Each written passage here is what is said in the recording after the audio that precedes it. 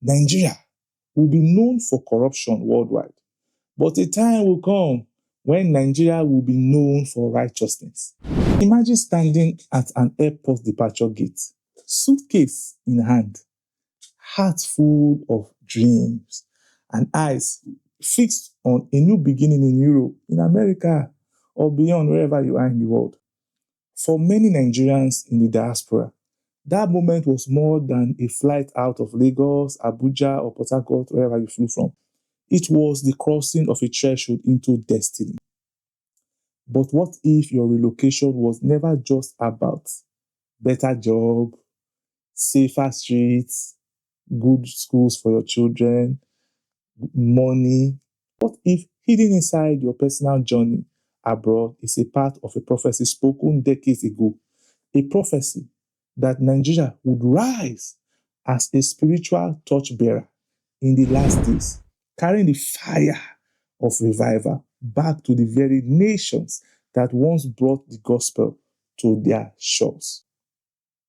In 1986, a British missionary named Pa A.S.G. Elton, who devoted over 50 years of his life to Nigeria, gave a prophetic word that continues to echo today. Nigeria will be known for corruption worldwide, but a time will come when Nigeria will be known for righteousness. And from Nigeria, the gospel will flow to the nations, even back to the West.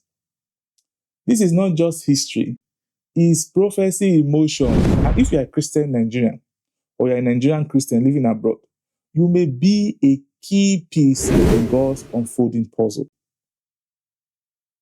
Let's talk about the prophecy of Pa Elton, P.A. Elton, 1986. Let's step back for a moment. Who was P.A. Elton, and why does his prophecy matter so much? Elton was more than a missionary. He was a spiritual father to a generation of Nigerian leaders who shaped the church as we know it today. His home is Ilesha, Osun State, became a training ground for prayer, fasting, and revival fire. From there, he discipled young men and women who would later build some of Nigeria's largest churches and missionary movements. In 1986, near the twilight of his ministry, Elton declared something that sounded almost impossible at the time. Nigeria would one day re-evangelize the West. Think about that for a moment. A nation then battling with economic instability, military coups here and there, and widespread poverty, being called to carry the gospel torch back to Europe and America. It's like saying the dry Sahara will one day overflow with rivers. Unbelievable, yet profoundly prophetic. And yet, here we are today. Nigerian churches on every major street in London, Dublin, Houston, worship songs written in Nigeria echoing in cathedrals across Europe, African pastors filling pulpits where churches once stood empty.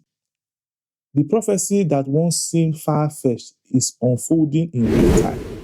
True ordinary believers like you and me